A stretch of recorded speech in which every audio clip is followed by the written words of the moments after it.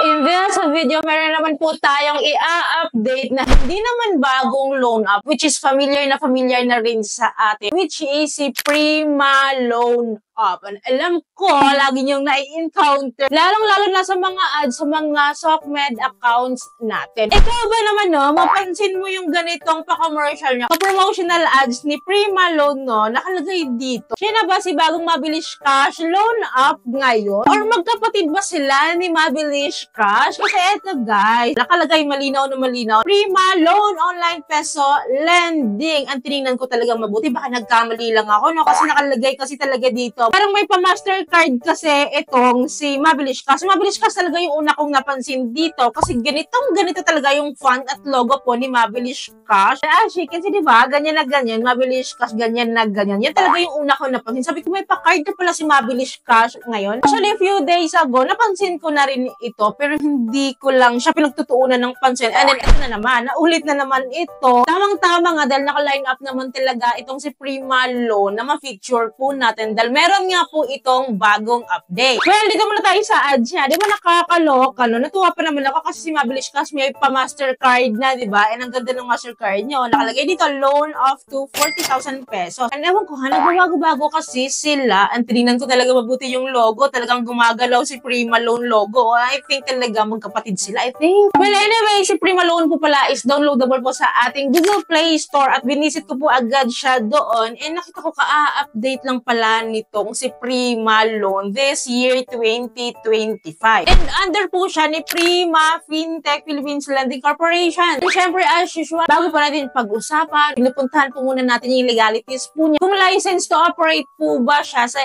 SEC, sa list of recorded online lending platform. Well, gladly na lang is nandoon siya, legit po siya ng loan app dahil naka-register. But doesn't mean na okay talaga siya. Dahil ang dami na rin po talaga nakapag-try nito and syempre wala namang makakatalo sa mga experience talaga na or sa mga naka-experience na sa loan app na ito. Well, nakalagay dito na up to 35,000 pesos daw po yung maximum loan offer. Actually, nagkaroon talaga ng bagong update ito ang si Prima Loan kasi dati po no, yung nirelease siya at hindi pa siya gaano nag-a-update. Ang highest amount to loan niya talaga is up to 50,000 pesos. Medyo bumaba ng loan amount itong si Prima Loan ngayon. And FYI kasi, parang isa ito sa na-feature ko before ng mga loan app din na in and out sa Play Store. Kaya pag bumabalik sila, nagkakaroon sila ng new release date. Pero dati na talaga silang nag-e-exist. Ngayon kung wala ka pang ganitong loan app at nagbabala ka at encounter mo na to, panoorin mo muna tong video na ito. Titingnan natin kung ano pa nagiging update dito kay Prima Loan, kung bago ba siya ng interest rate? Kasi sabi naman ng iba, low interest rate daw. So, ano ba talagang totoo dito? Well, without further ado, in-install ko po yung app and then let's open it. And then here po, agad-agad no, we need to allow this permissions na naman po. We need to agree their privacy policy here. And then right after that, hindi pa po pala tayo natatapos sa privacy policies. Click lang po natin itong agree to proceed. And then here po, we need to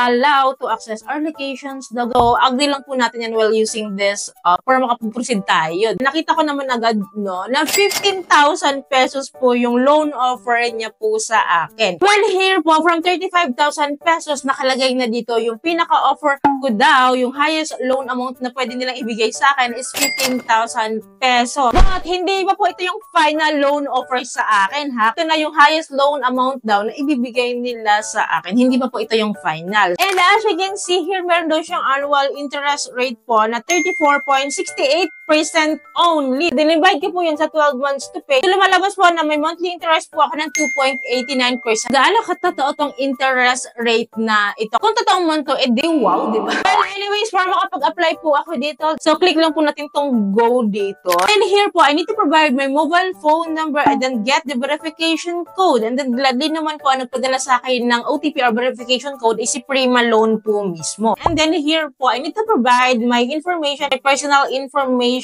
Bali, dalawa lang yung chain niya dito, no? Personal information and then extra information. So, under po ng personal information is the basic information, which includes my ID details, ID type, yung names ko po. And then after providing that is nagre-require din po sila ng additional information ko po. Monthly income, educational attainment, my addresses, and then yung housing status, email. At dito sa baba, naglalagay sila ng Facebook name, which is buti na lang, is optional siya. And dito po sa baba is the purpose of borrowing daw, ano daw yung expected credit amount po natin, and ito nakatira daw po tayo sa Philippines. Dito po sa personal informations which highlighted are ID details po. Ito po yung palang mga IDs po na nagre-require po sila. Voter's ID yon yung not recommended daw, and then yung teen ID, yung highly not recommended. So, bakit pa nila nilalagay dito kung hindi naman pala recommended? After that, I need to capture the photo of my ID, and then kailangan hawak ko yung ID, then meron din po akong selfie nun. Then right after po na mapilapan po natin personal information details, lipat po yung change sa extra information. Dito po sa extra information, under niya po is the employment information. Then right after that is we need to provide din po yung ating contact information or the contact references, which is nanghihingi po sila dito ng 3 contact references. Then right after this one is click lang po natin tong next. Well, after the contact information po na provide po natin is the loan information na. So meron daw po akong loan amount po na 2,000 pesos. And binyo ko po yung loan amount ko. So ang binigay lang po talaga sa akin is 2,000 pesos. Nakalak pa po yung mga other higher amount po dito. So ibig sabihin, ito lang talaga yung na-approve sa akin. Anyways, dito sa baba is the withdrawal information. Pipilit po tayo ng cash out option natin dito sa baba. Either e-wallet po ba or bank. So usually naman sa e-wallets tayo nakarely. Anyways, after natin ma-fill upan to, next lang po tayo. Which is ito na po yung loan summary ko. Which is dito na natin malalaman ang buong detalye ng loan offer ko at kung magkano po yung interest rate